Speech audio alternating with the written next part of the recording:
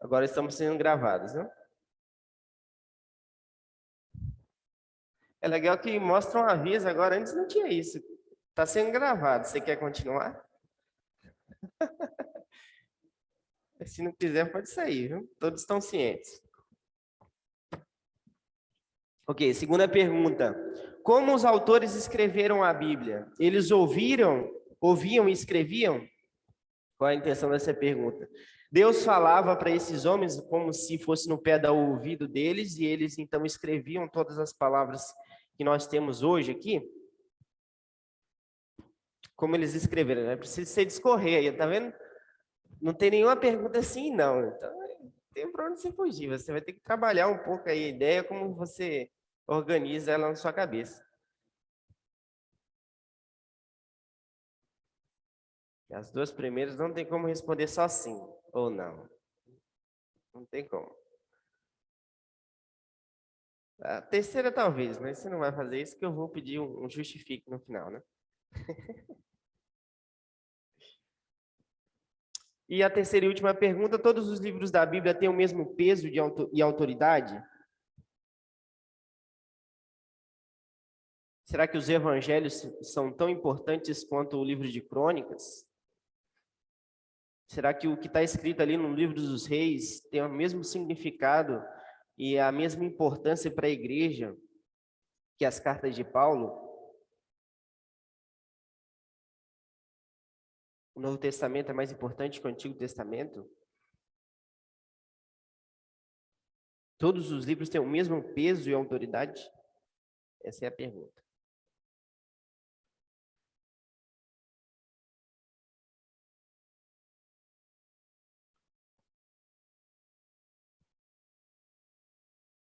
Ok? Tem gente escrevendo ainda, vamos lá. Quem é o autor da Bíblia? Primeira pergunta, aí você tem que dizer. Quem é o autor ou quem são os autores, né? São 66 livros. Como os autores escreveram a Bíblia? Eles ouviam e escreviam? Todos os livros da Bíblia têm o mesmo peso de autoridade?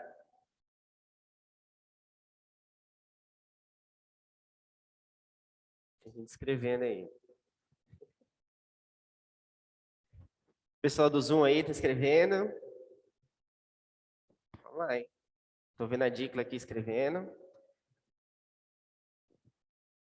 Tudo ok? Acho que a Dalila está pensando, o Paulo já escreveu tudo ali, já. O Paulo já cerrou a conta. Ok. Então, vamos progredir aqui, irmãos, avançando um pouco. O autor do livro, ele traz aqui, o Sproul, uma introdução que fala um pouco a respeito da nossa história como protestantes. Martinho Lutero, no dia que começou a questionar as coisas propostas pela Igreja Católica, ele então foi chamado para debater as suas ideias numa dieta, né, um concílio que traria a condenação a Lutero, ou então proporia que a própria igreja iria atendê-lo, né, e iriam se debater o assunto. Então, os proponentes da Igreja Católica disseram que ele precisava retroceder nas suas ideias, ele precisava dizer que aquilo que ele estava argumentando sobre a justificação pela fé, sobre os questionamentos que ele havia feito sobre a inerrância do Papa, sobre a autoridade da Igreja, deveriam ser espúrios. E ele deveria sair dessa linha de argumentação e voltar-se para os ensinos da Igreja Católica. Então, esse discurso aqui é bem famoso, e Martinho Lutero, na Dieta de Worms, ele disse que, a menos que eu seja convencido pelo testemunho das Escrituras ou por razão clara, pois não creio que somente o Papa ou concílios, visto que se sabe muito bem que eles já erraram e se contradizeram muitas vezes. Estou constrangido pelas Escrituras que já citei e a minha consciência está cativa à palavra de Deus. Não posso me retratar e não me retratarei de coisa alguma, porque não é seguro nem correto agir contra a consciência. Não posso agir de outro modo. Mantenho a minha posição. Que Deus me ajude. Amém. Ele faz uma oração nesse momento, pedindo a Deus que lhe dê forças para enfrentar todas as oposições que ele teria. E, de fato, as palavras que ele usa sabiamente aqui são importantes e trazem uma reflexão para a nossa alma, uma boa introdução. Ele diz que a mente dele estava cativa à palavra de Deus. E ele contesta a autoridade da igreja. Ele diz: os papas erraram, os concílios erraram, mas a palavra de Deus não erra. E eu estou seguro que o que eu estou defendendo está pautado na palavra de Deus. E por isso eu não vou retroceder. Então, o que ele faz aqui? Ele diferencia autoridades. A igreja é importante, a tradição é importante, mas a palavra de Deus é a verdade. É aquilo que o povo pode se assegurar e então levantar as suas teorias, conhecer a Deus, obter a salvação. Então, existe uma diferença. Os papas e os concílios erram, mas a palavra de Deus é inerrante. Ela é a fonte que Lutero recorre para embasar as suas ideias. Isso é interessante, que embora ele não diga que todos os concílios tenham errado, porque nós trazemos alguns concílios da Igreja Católica que antes mesmo dos erros contumazes que ela fez, mas uma questão histórica, o credo niceno, o credo que falava sobre a pessoa de Cristo, sobre a pessoa do Espírito Santo, sobre a Trindade, todos esses concílios, nós como protestantes ainda defendemos. Dissemos que eles são uma correta interpretação da Escritura Sagrada. Mas veja, uma correta interpretação do ensino da Escritura Sagrada. Por isso que nós trazemos esses concílios. Outros que aconteceram ao longo da história podem incorrer em erro e podem ser revistos ou reformulados, mas a Escritura Sagrada não. Essa é a fonte na qual Martinho Lutero recorre e a sua mente está cativa a ela. Então, existe uma diferença de autoridade. Os concílios são bons. A tradição da igreja, da forma de interpretação também é boa, mas não tem o mesmo peso de autoridade que a Escritura. E é esse o tema que nós vamos ver hoje, agora, mais especificamente. Autoria e autoridade. Veja aí que os nomes são bem parecidos, né? Autoria e autoridade. Ambos têm o mesmo radical e autor. Autor e autoridade. Autoria e autoridade. Quem é o autor da Bíblia? Alguém quer explanar a resposta que colocou aí no papel?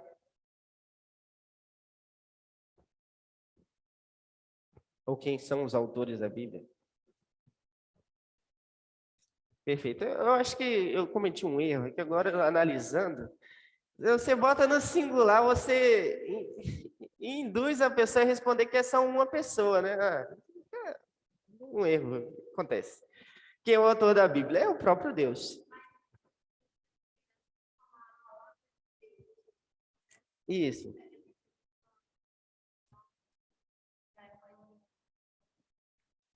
É verdade. Já é a palavra de Deus. Mas veja, a Escritura foi escrita ao longo do tempo por vários homens diferentes. Os reformadores defendiam que, embora escritores humanos fossem usados por Deus, ainda assim o autor supremo da Escritura é o Senhor da Igreja. Deus tomou para si esses homens e o comissionou para essa missão de escrever a Escritura Sagrada. Em última instância, não foi Paulo que escreveu as suas cartas, em última instância, não foi Lucas que escreveu, ou Isaías, Jeremias, enfim. Mas todos esses homens foram revestidos de autoridade por Deus para escrever o testemunho correto que nós temos da verdade. Então, o autor da Escritura, embora sejam muitos e diversos, mudam ao longo da história. Veja quanto tempo se levou para escrever a Bíblia. Em Gênesis, Moisés escreve o Pentateuco, depois, muito tempo depois, outros livros são escritos, Josué e assim por diante, o livro dos juízos, os cronistas, os reis, os profetas. Então, a construção muda com o tempo. Só fazendo uma comparação, que você acha que você escreve do mesmo jeito que a sua mãe ou sua avó? Certo que não. E nem seus filhos vão escrever do mesmo jeito que você escreve. Eles não vão perceber a realidade do mesmo jeito que você percebe. Quando você vê algumas obras de literatura brasileira, e vê as obras do Império, tem um tom diferente, tem uma forma de escrita, tem as escolas literárias, o barroco, o romantismo, tudo isso diferencia a forma, o tipo. Então, todas essas coisas influenciam esses autores, que eles são humanos, e ao longo do escrito bíblico, do escrito das escrituras, o escrito das escrituras fica meio redundante, né? Ao longo da construção das escrituras, melhor dizendo, Deus usou esses homens, esses estilos tanto diferentes, para comunicar a sua verdade para o povo de Deus. Então, em última instância, quem é o autor da Bíblia é o próprio Senhor. Então, o texto da confissão de fé nos ajuda a entender um pouco mais esse assunto. É interessante que a confissão de fé trata, no seu primeiro capítulo, sobre a Escritura Sagrada. Depois ele vai versar sobre o ser de Deus e tudo mais. Como nós colocamos, em que ordem nós direcionamos as coisas, faz muita diferença. Você conduz a pessoa a entender a coisa de uma forma diferente. Como nós conhecemos a Deus? Através da Escritura. Então, a base para todo debate que acontece em Westminster é a Escritura Sagrada. Então, veja o peso que eles estão colocando. Como eu conheço Deus? Como eu sei que Deus é trino? Como eu sei que Jesus veio? Por meio da Escritura Sagrada. Eles fazem teologia com o objeto correto, que é a palavra. Nós vimos na aula da nossa irmã Dicla um pouco sobre o fenômeno, que fora do nosso ambiente as pessoas estudam o fenômeno. Como que as pessoas se envolvem com um ser divino, como que elas encaram o transcendente. Mas nós dizemos que nós obtemos conhecimento de teologia por meio da Escritura. Porque a Escritura é verdade, porque a Escritura é de autoria do próprio Deus. E Ele quis se revelar a nós. Nós vamos ver um pouco mais aqui, sem muitos spoilers, mas o próprio Deus tensionou cada uma das palavras que estavam na Escritura. Ele escolheu cada um dos autores. E dos autores, quais os textos nós teríamos acesso hoje? Não foram todas as cartas de Paulo que vieram a nós. Você acha que isso não tem intencionalidade do próprio Deus? Pois bem, Deus decidiu se revelar e Ele escolhe, de fato, como Ele queria ser revelado aos homens. Os estilos e todas essas coisas influenciam bastante. Peço a irmã Dicla que leia para nós aqui o capítulo 1, parágrafo 1 da Confissão de Fé. Veja os destaques que eu coloquei. Esse que está autoria e autoridade? Isso. Tá. Ainda que a luz da natureza e as obras da criação e da providência manifestam de tal modo a bondade, a sabedoria e o poder de Deus, que os homens ficam inexcusáveis, contudo, não são suficientes para dar aquele conhecimento de Deus e de sua vontade, necessário à salvação. Por isso foi o Senhor servido, em diversos tempos e diferentes modos, revelar-se e declarar à sua igreja aquela sua vontade. E depois, para melhor preservação e propagação da verdade, para o mais seguro estabelecimento e conforto da igreja, contra a corrupção da carne e malícia de Satanás e do mundo. Foi igualmente servido fazê-la escrever toda. Isso torna indispensável a Escritura Sagrada, tendo cessado aqueles antigos modos de revelar Deus, a sua vontade ao seu povo. Perfeito. Então, temos aqui alguns tópicos bons para nós debatermos. Como eu disse, de diferentes formas e ao longo do tempo, Deus serviu-se para escrever a sua vontade. Lembra como Deus se revelava no tempo dos patriarcas? Como que era?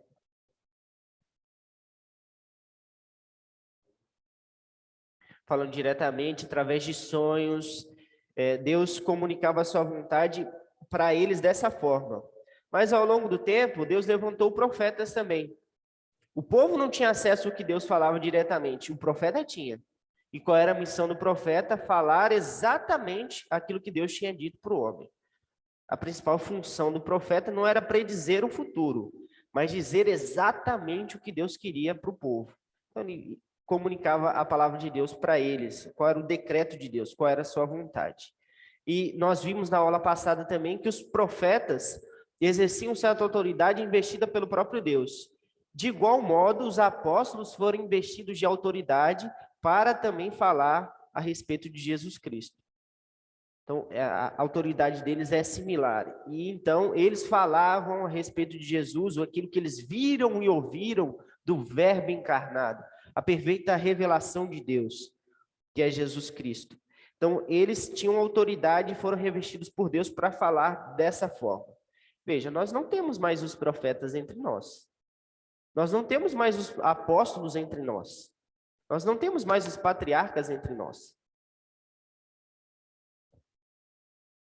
Deus cessou aquelas antigas formas de falar a sua vontade para o povo. Deus não fala mais hoje através de sonhos, através de visões. Por quê? Porque aprove a ele revelar toda a sua vontade por meio da Escritura. Então, nessa revelação de Deus, agora, nós temos acesso. Veja, se nós não temos mais acesso aos homens que ouviram da parte de Deus, e Deus não se revela mais dessa forma, como nós conheceríamos a Deus? Seria por meio da tradição? Diga, Paulo. Ah, tá, perdão. Por meio da tradição? Você já brincou de telefone sem fio? Você fala uma coisa aqui, no final a pessoa já entendeu tudo diferente. Imagine aí 3, 4 mil anos de história. Como que essa história chegaria hoje para a gente aqui? Só pelo testemunho oral seria completamente distorcido. A Escritura foi uma proposta do próprio Deus para nós, para que o testemunho se permanecesse fiel. É um pouco daquilo que nós articulamos hoje, né? O que importa é o que está escrito no contrato. Nós recorremos à autoridade da Escritura quando alguma coisa diverge entre nós. Embora a Igreja Católica diga que existe uma tradição oral que foi preservada desde os apóstolos até hoje. Mas isso nós sabemos que são os artifícios que eles usam para poder colocar, introduzir novos ensinos a respeito da pessoa de Deus, a respeito daquilo que a igreja deve conhecer. Um grande exemplo aí é a Assunção de Maria. Maria foi assunta aos céus. Isso na tradição é completamente espúrio, não existe ali. Olha quando eles foram criar esse dogma, há pouco tempo, 1950, poucas décadas, tanto tempo de história se passou e só agora veio virar dogma, há pouco tempo. Veja como que, se for deixado apenas por tradição e testemunho oral, as pessoas podem usar artifícios, mas quando está escrito, é muito mais difícil. Nós vamos falar um pouco mais disso à frente, mas é a mesma forma como nós fazemos hoje. Por exemplo, os teólogos de Westminster, no último capítulo, eles falam que a fonte de autoridade é a Escritura. E nós devemos, no último capítulo não, no último parágrafo do capítulo sobre a Escritura, nós devemos recorrer à Escritura Sagrada quando temos dúvidas teológicas. Mas qual Escritura Sagrada nós devemos recorrer? O texto em português, o texto em inglês? Não. Os idiomas originais nos quais foram escritos. Porque Deus escolheu esses idiomas para revelar a sua vontade. Em última instância, os manuscritos e as cópias que estão lá são uma fonte de autoridade. O original tem peso. O original tem peso. Quando você vai debater algum documento, mas isso é uma cópia ou esse é o original? O original é a fonte maior de autoridade. Porque está melhor preservado. Os termos que foram traçados no acordo estão no original. Não é uma cópia e tudo mais. Então, embora nós não temos o manuscrito original, as cópias que foram feitas testemunhavam de igual peso o original. Nós vamos falar um pouco mais disso também. Vamos lá, avançando um pouco. Alguma questão aqui, algum ponto? Túlio. Sim. Eu queria comentar com vocês uma coisa que eu recebi essa semana, que a gente já nem se surpreende mais com o que está acontecendo. Não sei se você ouviu sobre o Papa querer cancelar, mudar a Bíblia. Não entendi. O Papa Francisco querendo cancelar e mudar a Bíblia. Tem uma reportagem, eu posso colocar depois no grupo para vocês verem, né? Mas uma parte da fala dele é assim: não podemos continuar a tentar falar com o nosso público num mundo completamente novo, com um livro antigo de vários milhares de anos. Estamos perdendo discípulos e temos que buscar modernizar a igreja, reescrever a palavra de Deus, mesmo que seja apenas o Antigo Testamento, no qual há certas passagens que é melhor não se repetir. Ele disse isso, está entre aspas, porque ele falou. Nossa. Olha que coisa absurda que a Uhum. gente ainda tem que passar por isso, de ouvir uma coisa dessa. É verdade, eu não tinha visto essa notícia, não. Boa contribuição. Mas dentro do escopo teológico deles, é justificável. Em última instância, quem tem mais autoridade na Igreja Católica é a própria Igreja, e não a Bíblia. O que nós cremos é diferente. Nós não dissemos, por exemplo, que a Igreja é que diz o que é a palavra de Deus. Nós dizemos que a palavra de Deus diz o que é a Igreja. O testemunho da palavra de Deus diz se estamos ou não estamos congregados como irmãos em Cristo. E não a igreja diz o que é Bíblia ou o que não é Bíblia. Nós vamos falar um pouco mais disso aí, a respeito desse ponto aí, mudar, modernizar, se palavra por palavra é palavra de Deus ou se só partes dela. Então, um conceito importante que está em nossa teologia, a respeito da autoridade da Escritura, que a autoridade e o autor da Escritura é o próprio Deus. E sendo ele Deus, ele tem autoridade sobre nós. Então, a palavra de Deus é verbum Dei, ela é a palavra de Deus. E ela também é voz de Deus, vox Dei. Então, quando nós nos debruçamos sobre a Escritura, não é qualquer coisa que nós estamos lendo. É a própria voz de Deus, as palavras que foram escolhidas ali, o testemunho que foi feito ali é a respeito de Deus e não de qualquer um. Não os homens falando sobre a sua autoridade ou os homens inventando aquilo que eles queriam dizer, mas Deus colocando as palavras corretas na mão daqueles homens, eles pronunciaram aquilo que deveria ser comunicado a nós como verdade absoluta de Deus. Abra aí a sua Bíblia em 2 Pedro 2:21.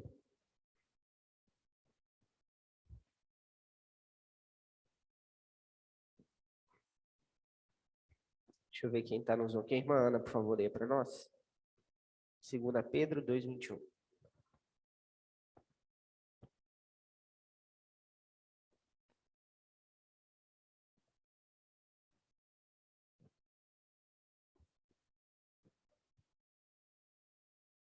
Está no mudo?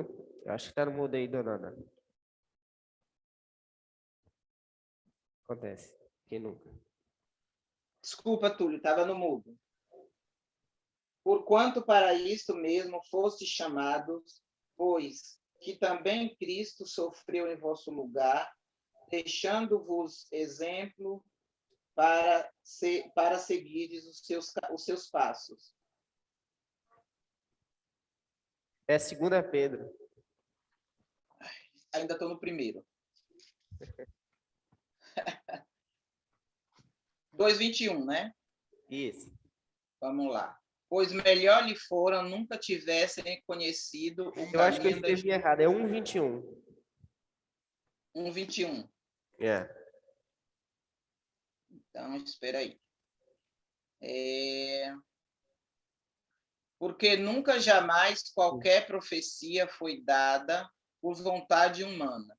Entretanto, homens santos falaram da parte de Deus, movidos pelo Espírito Santo. Perfeito. Então, não foi qualquer coisa ou qualquer tipo de homem que escreveu a Escritura Sagrada, mas homens santos, separados e comissionados pelo próprio Deus, que escreveram o testemunho da Escritura. Veja que Pedro aí, ele tem uma certa um certo cuidado em dizer que eles não escreveram qualquer coisa, mas eles escreveram o propósito de Deus. Homens santos separados para escrever a Escritura. O testemunho pelo qual Deus queria ser revelado. Então, a própria intenção é do autor. Os escritores, em certo sentido, eles foram instrumentos usados. Instrumentos humanos, é como uma máquina de escrever. Nós vamos falar um pouco mais disso. Mas é como se eles fossem comissionados pelo próprio Deus e Deus supervisionasse os escritos dele de tal forma que eles escreviam a própria verdade de Deus. Cada palavra tem peso, cada palavra é autoritativa para nós. Então, o autor da Escritura Sagrada, Deus, enviou os apóstolos e os profetas para escreverem. Outro momento também o apóstolo Pedro fala que o Espírito de Cristo estava sobre os profetas. E esse Espírito fazia com que eles profetizassem. O Espírito Santo estava neles. Eles não estavam falando as profecias por meio da própria mente ou com as próprias construções de forma deles mesmo levantando as questões. Mas o próprio Deus levantava eles para falarem essas coisas. O Espírito atuando neles para que eles testemunhassem dele mesmo, de Deus. A palavra de Deus, então, é Vox Dei e é Verbum Dei. Palavra de Deus e voz de Deus. Abra sua Bíblia em 2 Timóteo 3, 16 e 17. Esse texto é importante para entendermos o tópico tanto da autoria quanto da inspiração.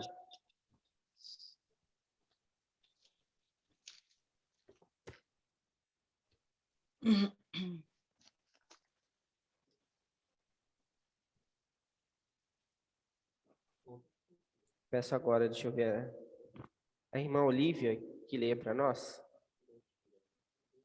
Toda a Escritura.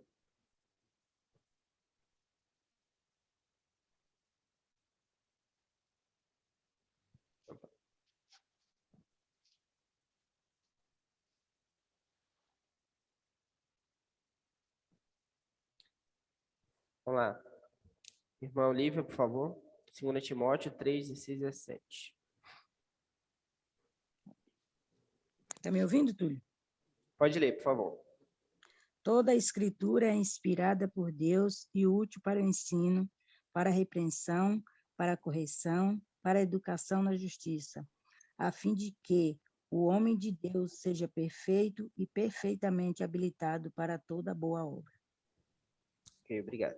Então, nós vamos destacar agora no próximo tópico a questão do ser inspirada.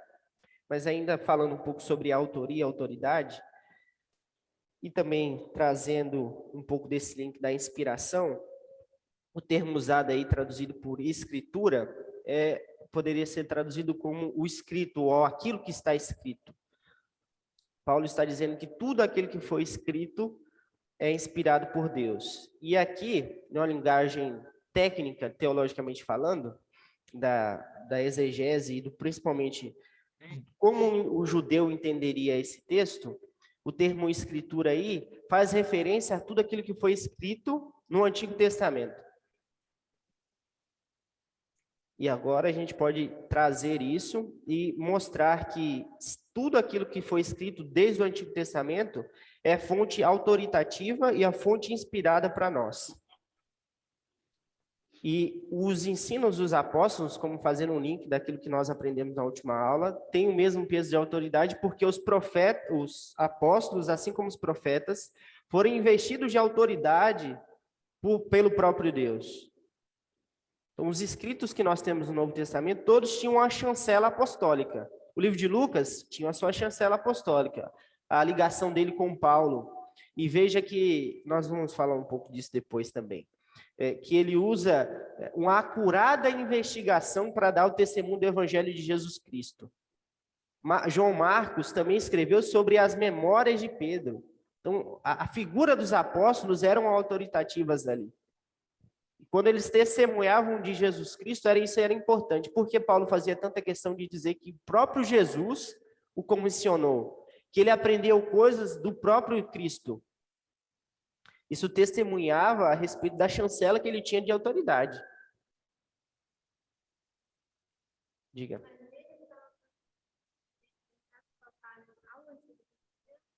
De forma técnica, ele faz menção a isso, a toda a escritura e também, fazendo esses links que a gente fez aqui, o que os apóstolos estavam escrevendo sobre esse tipo de autoridade.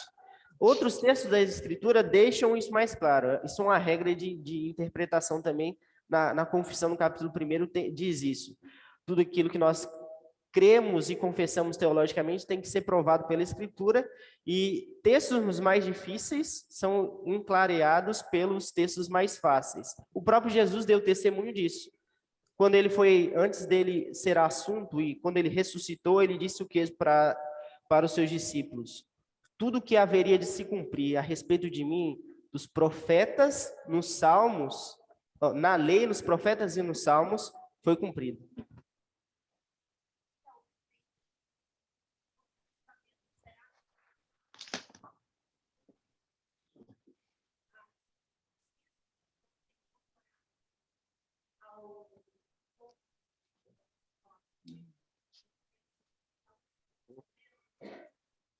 Veja, nós vemos que os próprios apóstolos, em muitos momentos, eles falavam sobre essa autoridade que eles tinham, sobre os escritos que eles estavam fazendo, e quando eles dialogam um com o outro, por exemplo, Pedro fala das cartas de Paulo, e ele coloca peso de autoridade nas cartas de Paulo. Ele fala coisas difíceis de entender, mas o Espírito Santo conduziu.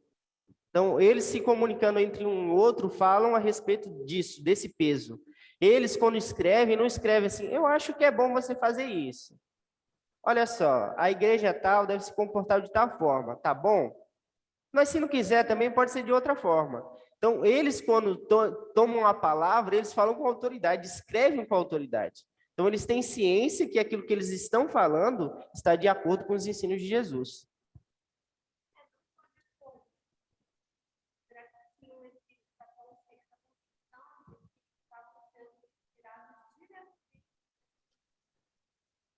Veja, isso é a dedução boa que a gente faz. Não existe nenhum deles falando assim, eu sei que estou sendo investido pelo Espírito de Deus para escrever aqui agora. Não tem exatamente isso.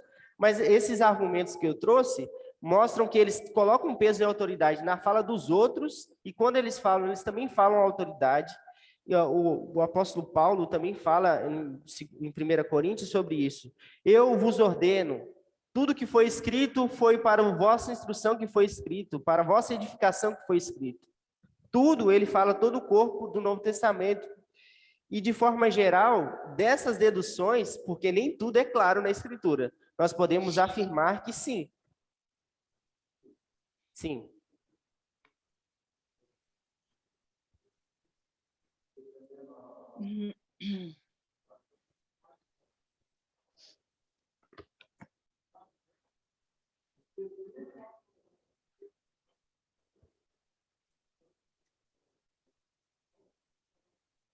Uhum.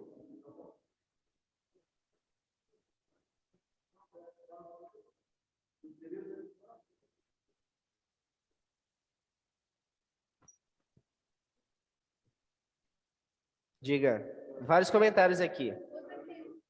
A Dalila, deixa eu esclarecer aos irmãos do Zoom. A Dalila fez uma pergunta sobre se os apóstolos tinham ciência que eles estavam sendo investidos de autoridade para escrever a Bíblia, os escritos do Novo Testamento. Eu lembrei de um dia... Tá falando? Tá ligado? Acho que... Tá. Eu lembrei de um dia que o Henry me fez assistir um documentário sobre manuscritologia.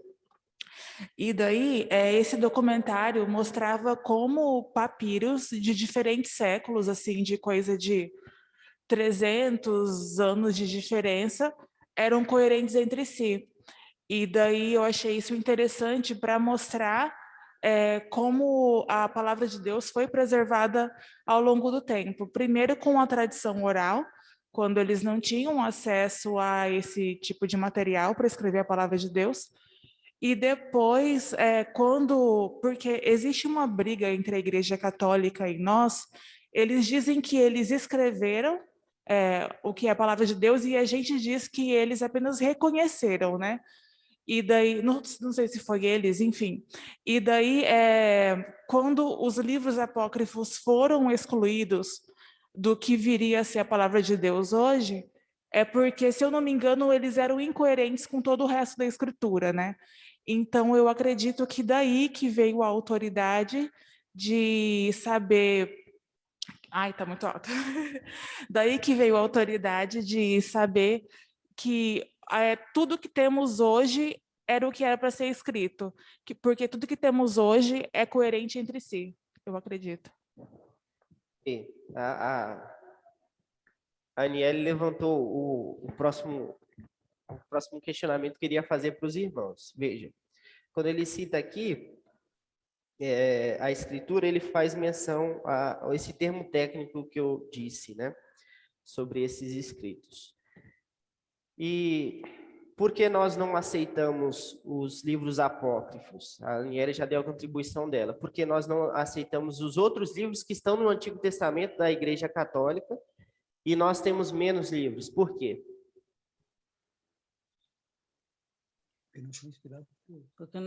Porque nós entendemos que não são livros inspirados por Deus. Certo, mas veja, por que eles não são inspirados como esses livros? Porque ensinavam coisas que não eram coerentes para Deus.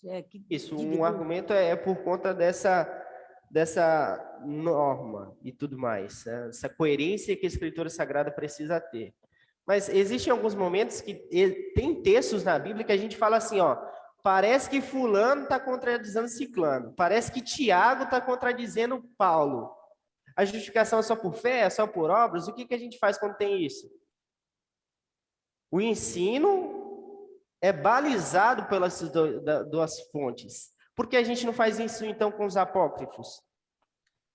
Eu acho, não sei, mas eu acho que é porque, tipo, que eles ensinavam lá eram coisas assim que não vinha de encontro com o que realmente era o que Deus tinha para passar para a gente, tem para passar. Certo, isso é um argumento, mas e outro? Não tem outra forma de falar? Porque se for assim, a gente pode balizar os dois ensinos. Ele não está contradizendo. É porque nesse contexto a gente faz isso.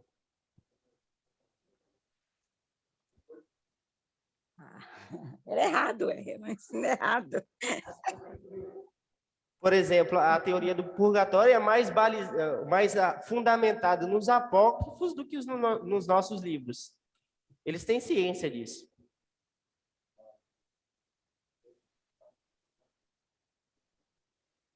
E tem um livro. Botou uma bola aqui muito boa. Tem partes do próprio testemunho dos apócrifos e alguns livros dos apócrifos que eles falam assim, perdão se eu escrevi alguma coisa errada. Nenhum dos apóstolos ou dos profetas falavam disso. Eles sabiam que, em certo sentido, tinham autoridade naquilo que estavam falando. Eu não tenho dubilidade assim. Eles estão falando da palavra de Deus e estão conscientes do peso daquilo que eles estão escrevendo para a igreja. E agora só, diga, Olivia. Devia ser algum papa tipo Francisco. Não entendi. Devia ser algum papa tipo Francisco. Então, vamos lá. Por que a Igreja Católica, de forma resumida, bem simplista, até um pouco simplista, né? Por que a Igreja Católica tem incorporado em si, na sua Bíblia, os livros apócrifos? Porque a tradução da Vulgata de Jerônimo trazia os apócrifos. E eles colocam mais peso na versão latina do que no escrito hebraico ou no grego. Para eles, o que tem mais peso é a língua de Roma, que é da Igreja Católica, o latim. Isso é um argumento.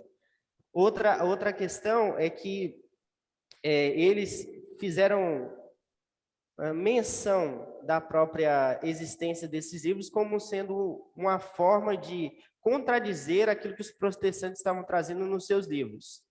E por que nós, protestantes, então, fazemos essa defesa e com tanta segurança que os apócrifos não são palavra de Deus? Um dos argumentos já foram levantados, a falta de coerência que eles têm, são completamente inconciliáveis com o resto da Escritura. O que o Paulo também levantou é que muitas vezes existe dubilidade. E o melhor argumento que tem é dentro da própria Escritura.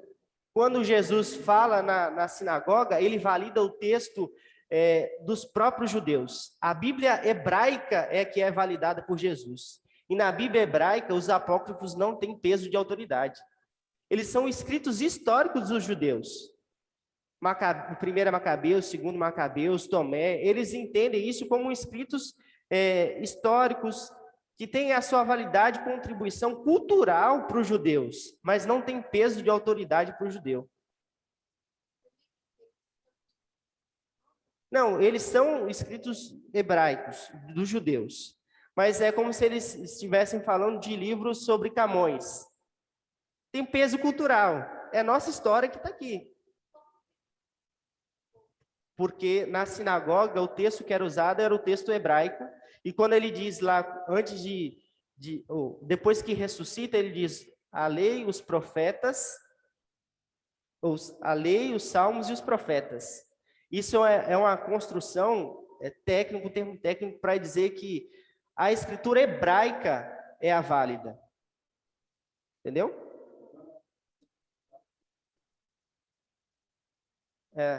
É porque a Septuaginta, como foi comissionada, e a Septuaginta é a tradução desses escritos judaicos para o grego. O que foi feito? Pegou todos os livros que tinham dos judeus e colocou no mesmo pote. Quem patrocinou isso? Foi Alexandre o Grande. Então, para ele, era tudo igual. Mas para o judeu não tinha o mesmo peso. Mesmo que foram contratadas as pessoas para copiar o texto, para traduzir, eles sabiam que aqueles não têm o mesmo peso de autoridade.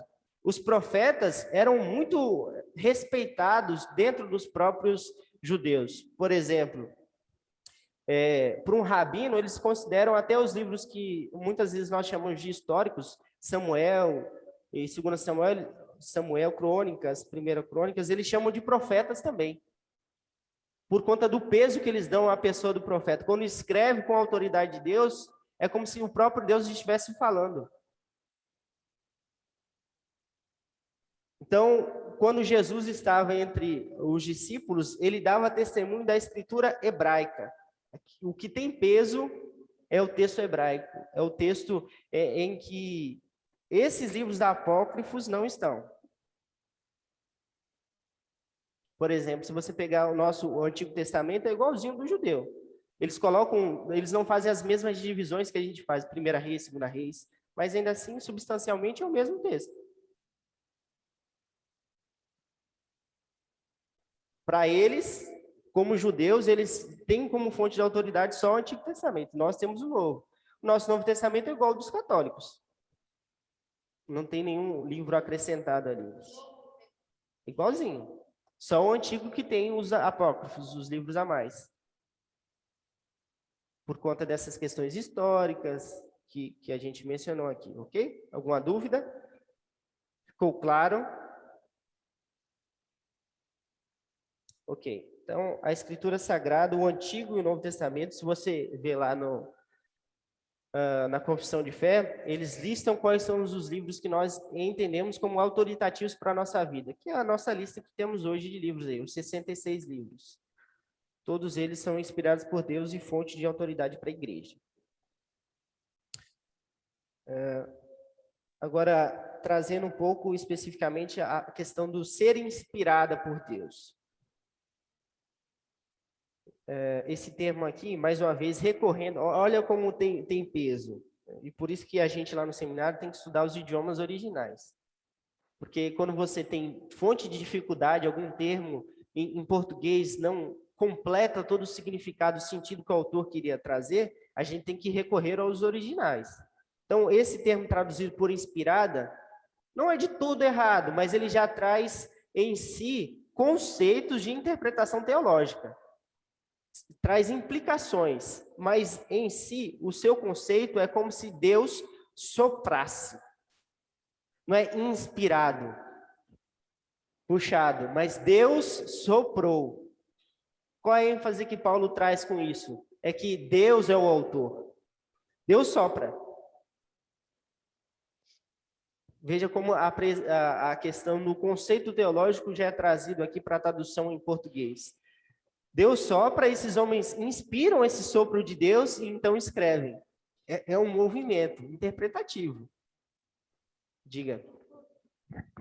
Uma pergunta, tipo assim, se nós, pessoas, membros de igreja normais, quiser estudar o texto do hebraico e qual que é do grego, tem como fazer pelo Logos? Como é que a gente faz isso sendo pobre, assim?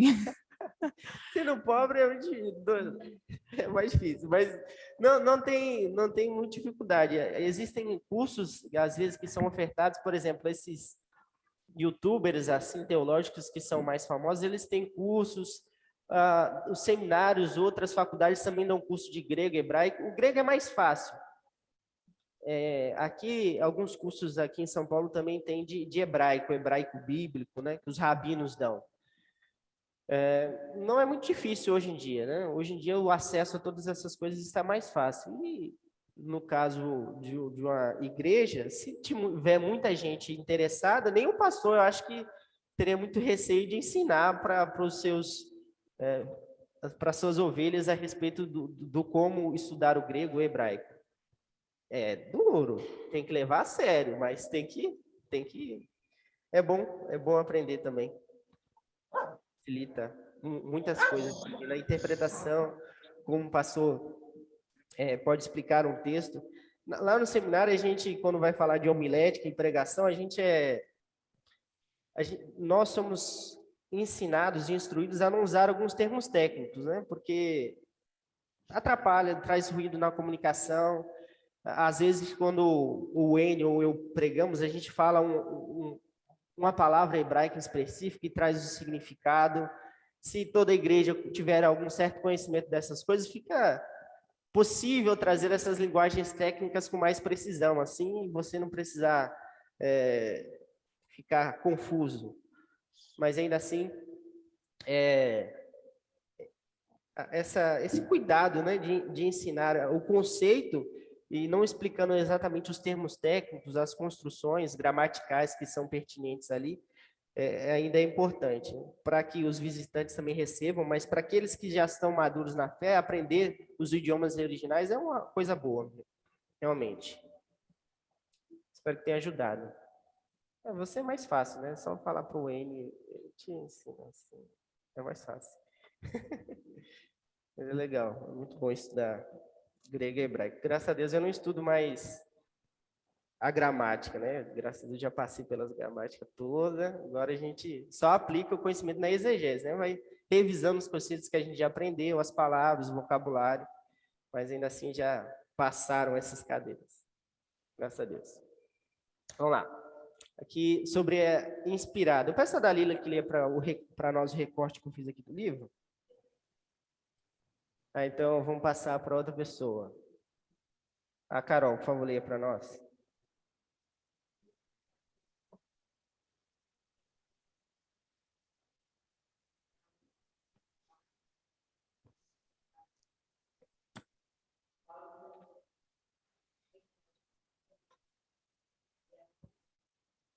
Perfeito. Então, isso ele está falando a respeito desse texto de 2 Timóteo. Ser inspirada tem essa questão aí no texto, e o conceito de inspirado, para nós, teologicamente falando, também tem a ver com essa inspiração, esse sopro que Deus faz, e o uso desses que inspiram a palavra. Pessoal, a nossa irmã Tícula, que lê para nós aqui mais uma vez, o capítulo 1 da Confissão, o parágrafo 4º. Esse que está na tela? Isso, e peço que os irmãos abrem 1 Tessalonicenses 2,13. Depois nós vamos ler o texto. A autoridade da Escritura Sagrada razão pela qual deve ser crida e obedecida, não depende do testemunho de qualquer homem ou igreja, mas depende somente de Deus, a mesma verdade, que é o seu autor. Tem, portanto, de ser recebida porque é a palavra de Deus. Ok, então, o testemunho da Escritura Sagrada deve ser crido e obedecido porque o próprio Deus é o autor. Depende tão somente de Deus. E por isso ela deve ser recebida. Não deve ser recebida porque os homens que escreveram eram muito importantes, mas por que escreveram investidos de autoridade de Deus? Veja que esse é o ponto. Todo o ensino, os escritos têm autoridade porque Deus deu autoridade a eles. Deus investiu esses homens de autoridade para escreverem. E eles, quando escreveram, escreveram de forma inspirada por Deus. Peço a Dalila que leia para nós o versículo 1 Tessalonicenses 2,13. De perto você enxerga assim, né?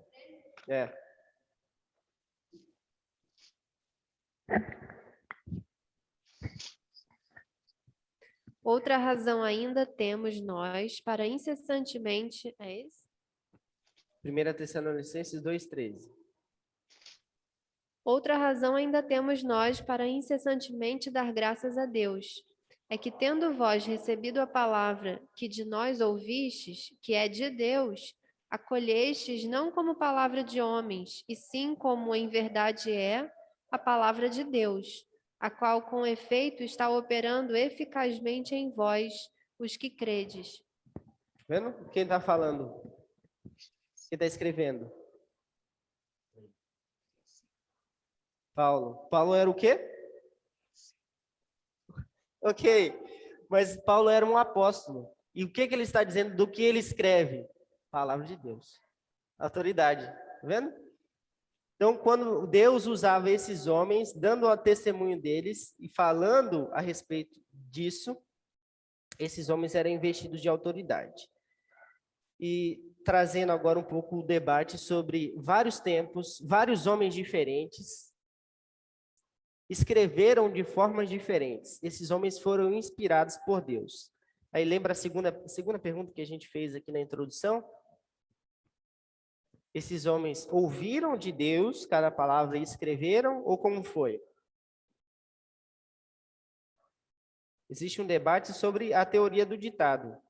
Você já brincou não, fez tarefa de ditado na época da escola? Eu gostava de passar ditado para os alunos.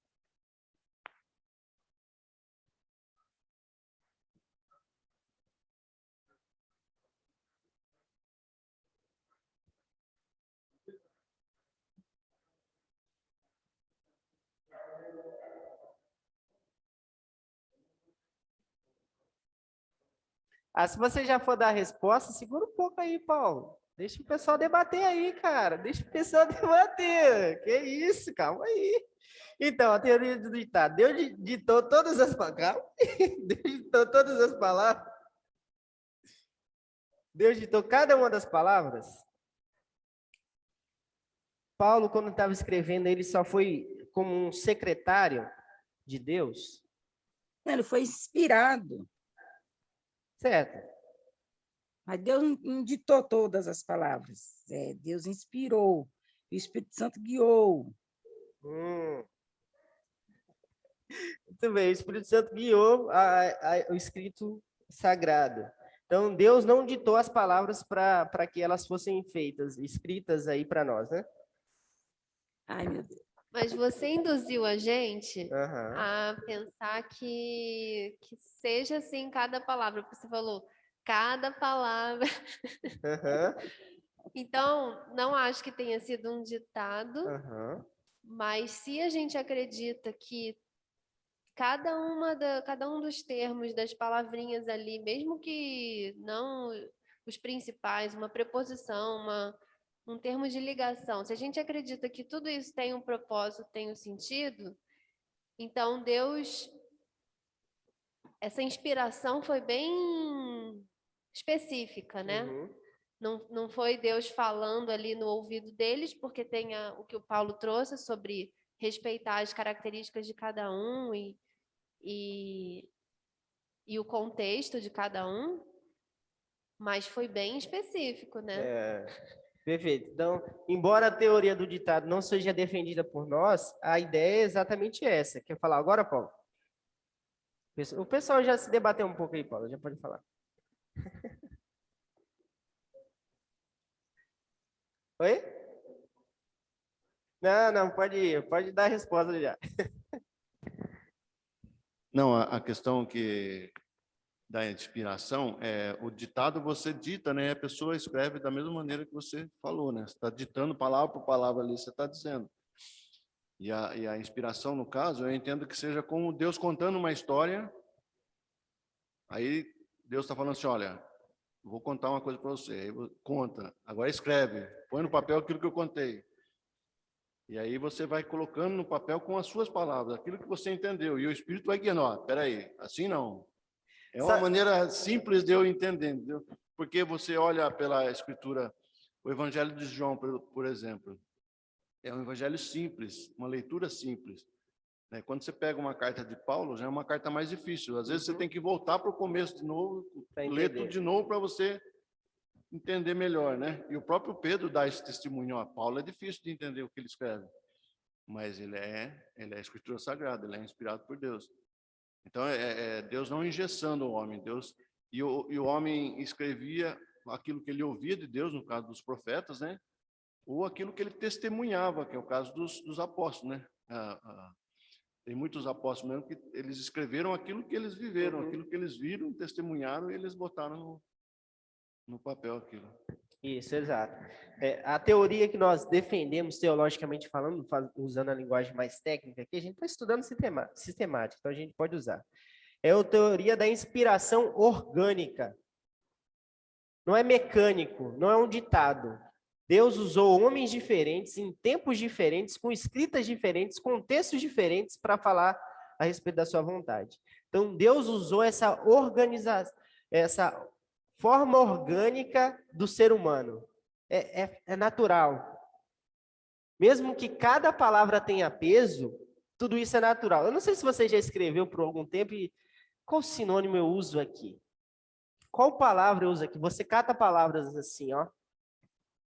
Aí você vai lá e escolhe determinada palavra. Você acha que essa condução para o escrito da escritura, para a confecção da escritura, não foi guiado por Deus? Cada uma dessas coisas foi guiado por Deus. O contexto em que esses homens viviam, a história deles, leva também a providência de Deus, a atuação de Deus na vida desses homens. Paulo era um erudito. Ele foi criado aos pés de Gamaliel. A história dele era para ser de um homem erudito, e Deus usou um homem erudito. Mas Deus usou também um pescador, um matuto, Pedro. Mas Pedro não escreveu logo no começo da sua vida, quando ele chegou logo ao ministério. Foi um Pedro maduro, um homem que aprendeu com Jesus, dicas até mesmo de como falar, da forma de se portar. Pedro estudou aos pés de Jesus Cristo. Tudo. E o Pedro maduro é o que escreve a igreja. Todos esses atos são conduzidos por Deus. Tudo isso é conduzido de forma orgânica. Orgânica e natural. Diga, Dicla.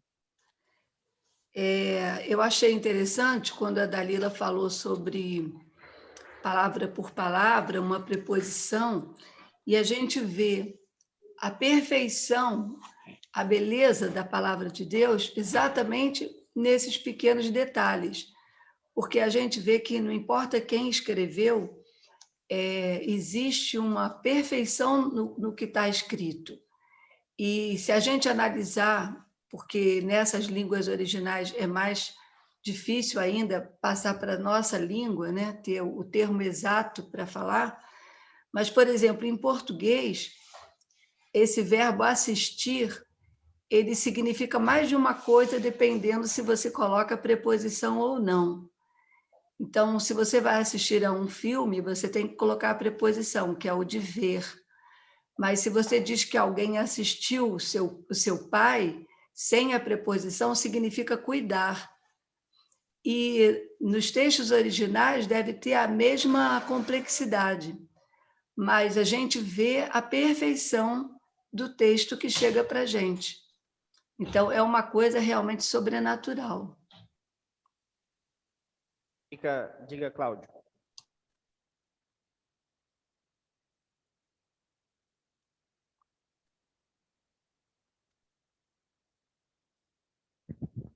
Seguindo o que a Dicla está falando, a gente tem que ter fé que a palavra já está pronta.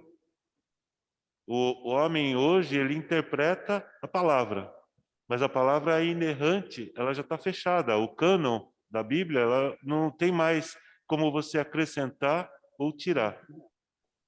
E temos que ter fé que isso é a realidade. Então, eu vejo assim, homens que são inspirados por Deus para interpretar a Bíblia, não para alterar a Bíblia. Essa é a grande diferença, esse é o problema que a gente tem que tomar muito cuidado, né? Por exemplo, o que a Dicla falou do Papa, que ele pode fazer uma interpretação do Antigo Testamento e colocar isso para as pessoas do jeito que ele quiser, desde que ele não altere nenhuma palavra.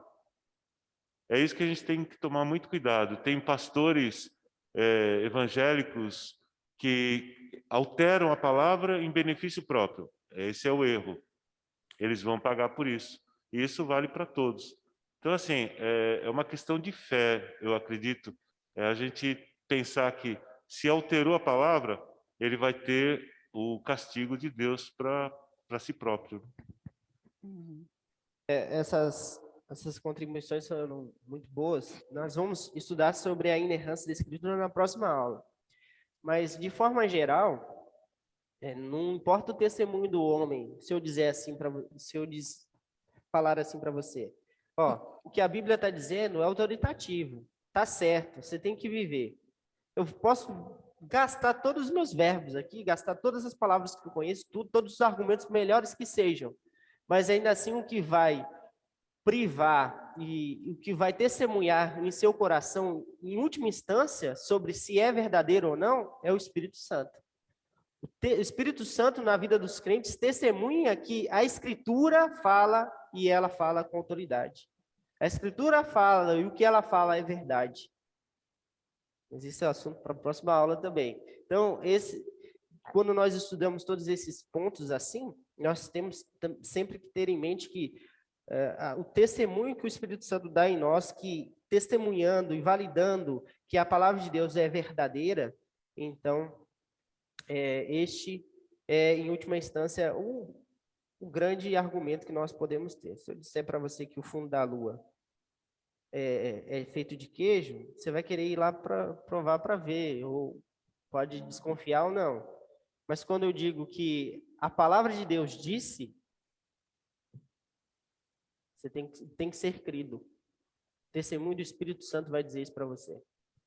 Não precisa de abrir as suas provas para querer. A prova maior já está testemunhando no seu coração, que é o Espírito Santo. Ok? Opa, pode? Vou adiantar a aula seguinte, mas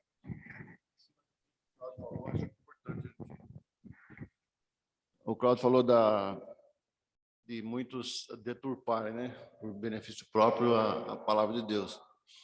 E nós, como a Igreja Presbiteriana, por exemplo, os tradicionais, eles usam algumas ferramentas, né, que eu acho que isso é importante, porque a gente tem que conhecer o contexto histórico, a gente tem que conhecer a cultura da época, porque a carta, um exemplo, né, a carta que Paulo escreveu, ele não escreveu diretamente a nós, mas ele escreveu a carta aos Romanos, ele escreveu para a Igreja de Roma.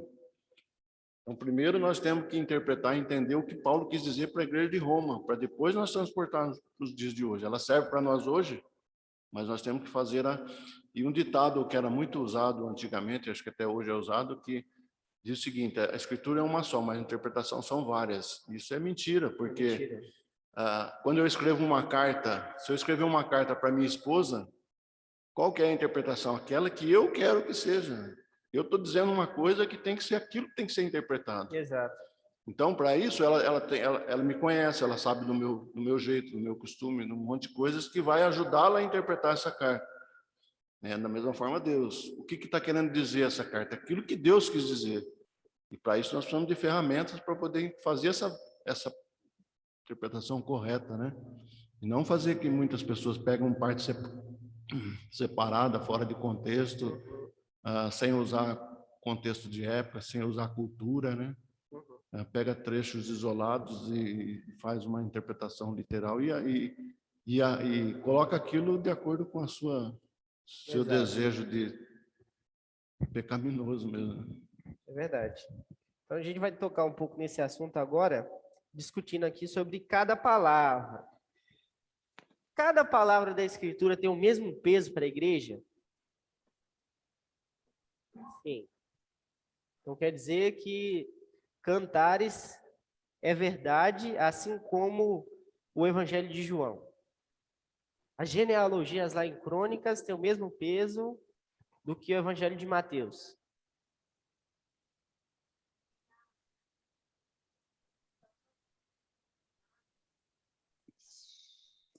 Uhum.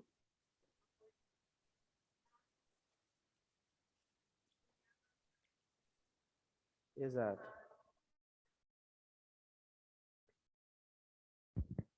Estava falando aqui que a finalidade de cada livro, a aplicação deles, a utilidade que eles vão ter para a gente, ela difere de uma passagem para outra.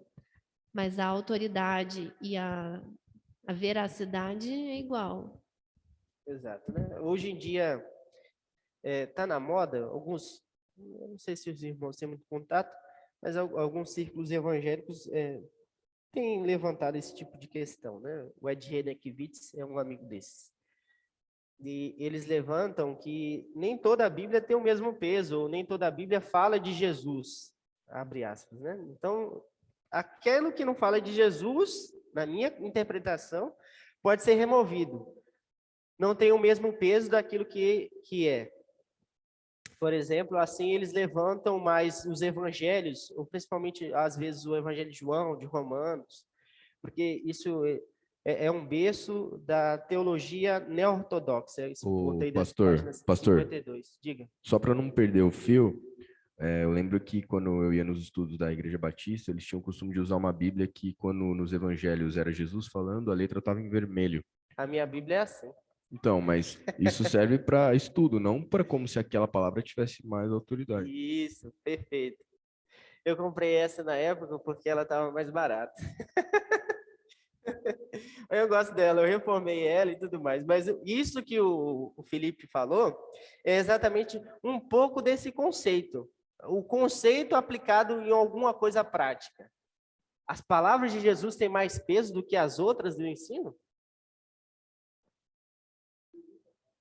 Tudo é palavra de Deus.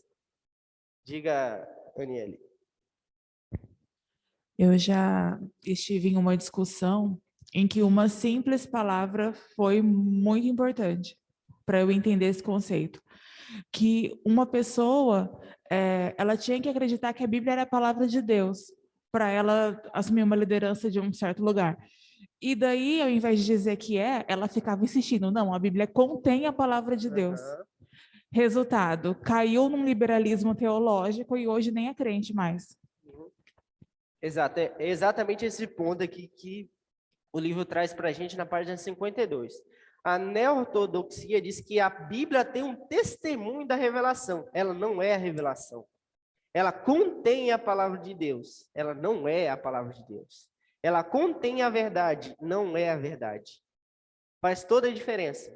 Porque se eu digo, ela contém ou ela dá testemunho do que é Jesus ou da palavra de Deus, eu posso selecionar aquilo que eu quero.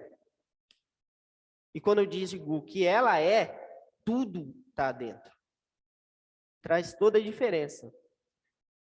Aí a gente fala, não, as pessoas não vão fazer isso. Elas não fazem isso em primeira instância. Mas quando existem debates e questões difíceis, o que ela vai ficar é com a própria interpretação. E ela vai falar, não, a gente vai tirar isso aqui porque isso aqui não fala de Jesus.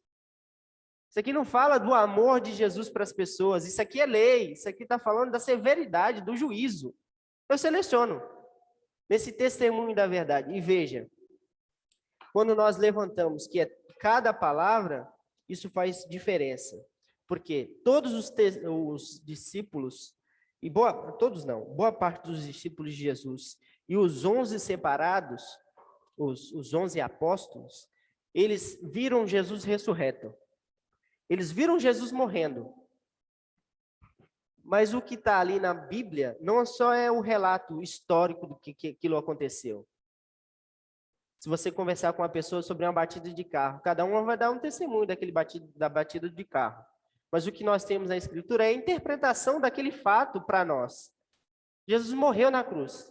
Quando eu expus esse texto da ressurreição de Cristo, da morte e ressurreição de Cristo para os irmãos em Marcos, isso é uma verdade histórica. Eu comentei isso, que é uma verdade histórica. Jesus morreu e ressuscitou. Isso é um ponto. Mas você vive com as implicações disso para a sua vida? A interpretação do fato faz diferença. Que Jesus morreu na cruz é sabido. Mas que aquela morte era expiatória e vicária para todos os crentes é a interpretação do fato. Faz toda a diferença. Diga, Dalila. Eu estava comentando mais cedo hoje com o pastor que tem alguns atores americanos que fazem palestra, discurso em universidade, motivacional, né? E usam princípios bíblicos, dão a entender de que eles têm fé como a nossa, né? Tem o Denzel Washington falando sobre colocar Deus em primeiro lugar, e ele tem que ser prioridade, não sei o quê. O Zuckerberg falando de propósito, na vida você tem que ter propósito. Só que aí tem aquele Matthew McConaughey, não sei como é que pronuncia direito, que aí eu vi uma entrevista dele falando, estavam questionando se ele acredita na Bíblia, se ele segue a Bíblia, e eu não sei se ele estava numa fase de indecisão, de definição de vida, né? Mas ele falou assim, olha, tem algumas passagens que eu não sei o que fazer com elas. E aí ele citou lá, não lembro o exemplo.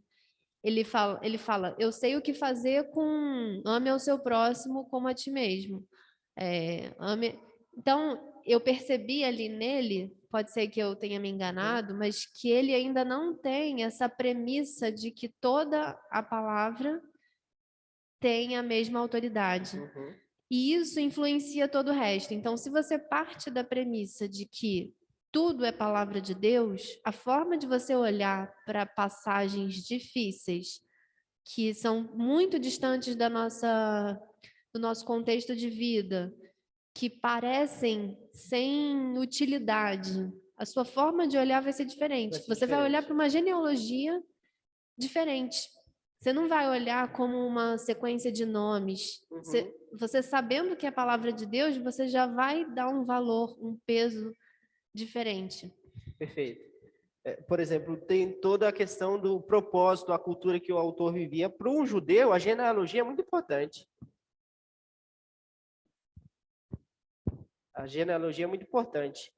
E de quem eles são ancestrais é muito importante. Moisés fez questão de mostrar a gênese do povo, da onde aquele povo veio, de quem ele é ancestral. Então, tem propósito em cada contexto. Desculpa, mas só assim para complementar o que eu estava falando, a gente já lá em casa se propôs a estudar não, né? A ler a Bíblia toda, então a gente passa por partes muito maçantes, assim, ali de Levítico, ele descreve cada detalhe do templo, coisas que a gente nem sabe o que são, como são. Mas quando você pensa que aquilo tem um propósito, não está por acaso, né? Aí a importância muda. Muda, verdade. Por exemplo, uma das coisas que as pessoas usam é a questão da genealogia, né? Se a genealogia não fosse tão importante, por que Mateus, ao falar de Jesus, ele começa com a sua genealogia? Jesus, filho de Davi. É interessante no texto que são 14 genealogias de cada geração uma para outra. 14 no hebraico é um número que faz referência a Davi também.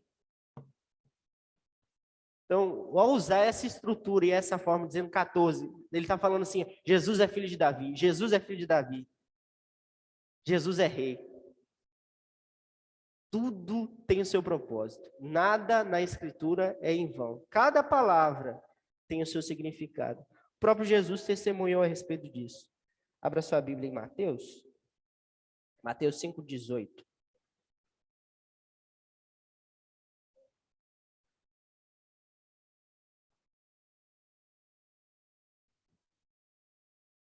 Mateus 5,18. Jesus falando aqui no Sermão do Monte. Ele diz assim: porque em verdade vos digo, até que o céu e a terra passem, nenhum i ou um tio jamais passará da lei, até que tudo se cumpra. Nenhum i, nenhuma vírgula, nada é por acaso. Tudo tem seu propósito, tudo tem seu peso autoritativo para a vida do crente. Respeitando a interpretação, respeitando o contexto, o propósito do autor, tudo isso traz importantes verdades para a vida do crente. Cada palavra é inspirada. A Bíblia não contém a palavra de Deus, ela é a palavra de Deus. A Bíblia não contém a verdade, ela é a verdade propositiva de Deus para nós. Deus falou por meio da Escritura. E foi a intenção dele fazer isso. Não foi invenção nossa ou invenção da conveniência, mas sim, cada uma das palavras é propositiva e fala a respeito de Deus. Mais uma vez, usando aqui o testemunho da confissão de fé, eu peço ao Tom está meio sumido hoje. Leia para nós, por favor.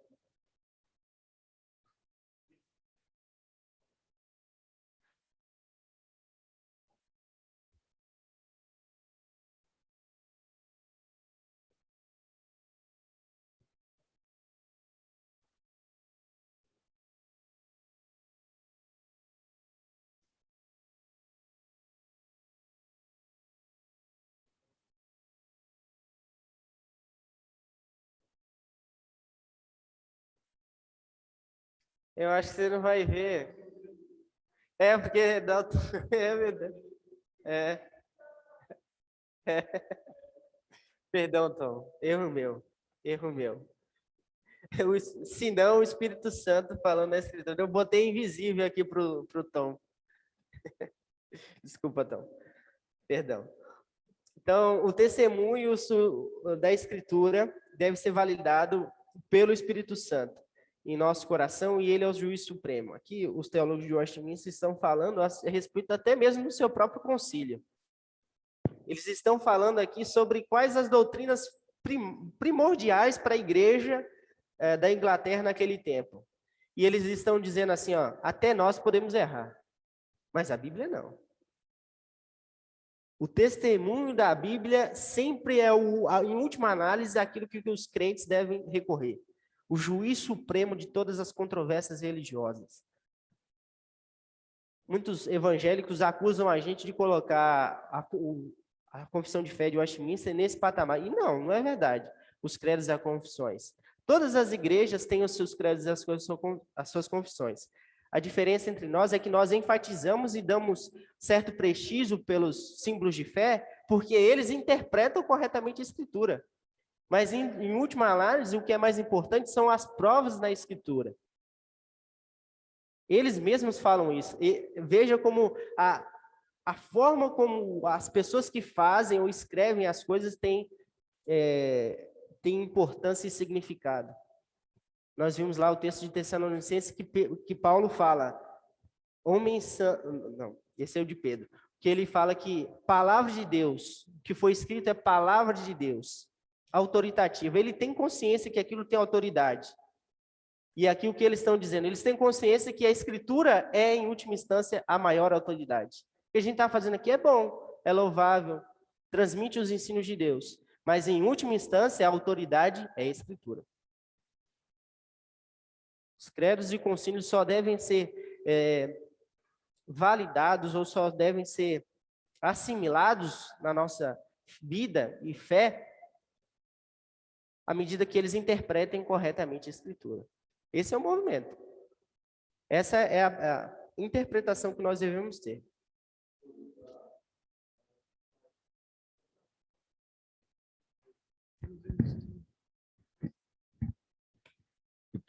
o concílio, né, para isso que tudo está falando, as próprias atas que estão registradas dessas reuniões, eles começavam com longas orações, né? Aham.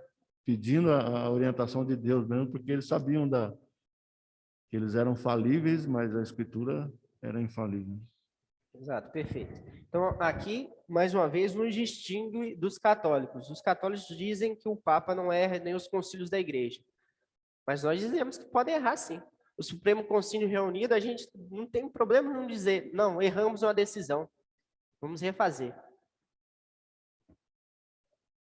Mas a Escritura é a palavra de Deus. Ela é a fonte máxima de autoridade para a vida do crente. Então, vamos ao final aqui, irmãos, caminhando aqui para algumas perguntas de reflexão. Eu acredito em cada uma das palavras da Bíblia? Você não precisa responder, só pensar aí. Você realmente acredita em cada uma das palavras da Bíblia? A segunda, eu já li toda a Bíblia, ou ao menos o Novo Testamento? Isso é importante. Veja, nós começamos a aula com a introdução falando de Lutero e da Reforma Protestante. A minha consciência está cativa à palavra de Deus. Quantos aqui sabem ler? Levanta a mão aí. Ler. Quantos aqui sabem ler? Por que você sabe ler? Isso. Por que te ensinaram a ler?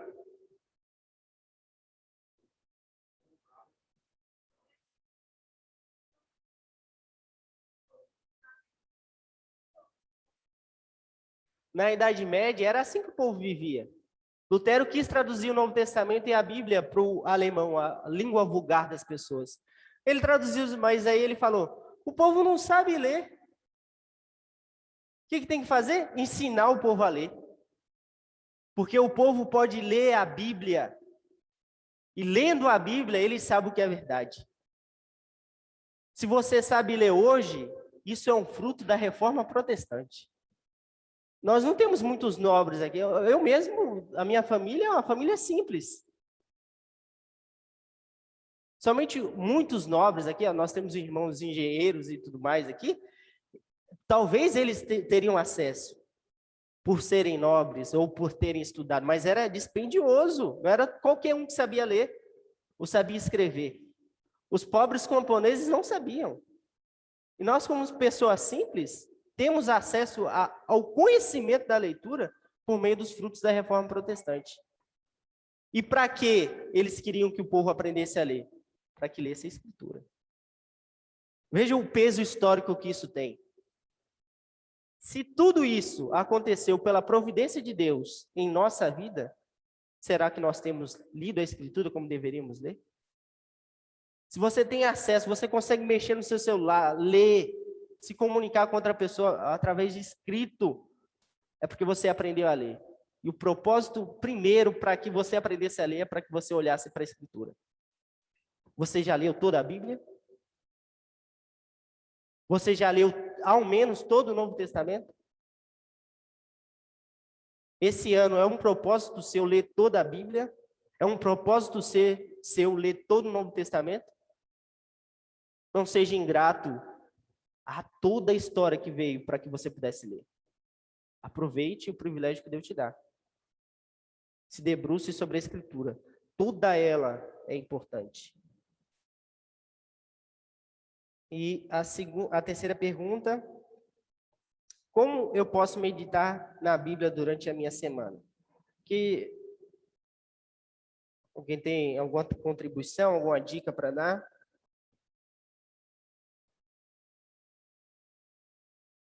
Eu tenho uma dica. Por exemplo, hoje em dia, as pessoas ainda ficam falando, né? Ah, aquele velho decoreba. Mas decorar porções da Escritura é importante. Cada palavra tem peso. Se cada palavra tem peso, se você escolhe intencionalmente decorar algumas porções da Escritura, isso vai ser edificante para a sua vida. Quantos versículos você sabe de cor? Em uma semana você pode aprender bastante versículo de cor. Pelo menos 2 ou 3. Quando você faz tarefas mecânicas, você pode repetir aquele versículo. Selecione, domingo agora, que é o dia do Senhor. Você só folga nesse dia, porque você está num país que tem um berço cristão. Lembre disso também, viu? Você só folga no domingo, só não trabalha no domingo porque você está num país cristão. Então, nesse dia que é separado para o culto a Deus, para as coisas devotas a Deus, separe alguns versículos que você possa decorar. Às vezes a gente fala assim, não precisa decorar tudo da Bíblia, não é isso. Mas pelo menos 1 ou 2 ao longo da semana, coloque esse propósito na sua vida, 1 ou 2. Uma semana decorar 1, depois uma semana decorar 2. Isso é bom, isso edifica. Quando você está lá lavando os pratos, decore a Bíblia, repita a Bíblia. Que é bom que no momento em que você for questionado sobre a razão da sua esperança, sobre a sua fé, esses versículos que estão memorizados vão ser importantes. O que tem peso e tem autoridade é cada uma das palavras da Bíblia. Às vezes os pastores, lá no seminário, quando tem um colega que às vezes erra na leitura do texto sagrado, ou às vezes não vai tão bem na pregação, eles falam assim, ó, se preocupe por ler a Bíblia com atenção. Porque se o seu sermão for uma porcaria, a Bíblia já foi pregada ali, ó, já foi lido o texto. E o texto tem poder, porque cada uma das palavras é palavra de Deus. Lembre-se disso. Tente decorar um pouco da Escritura ao longo dessa semana aí. Ok? Alguma pergunta, alguma contribuição?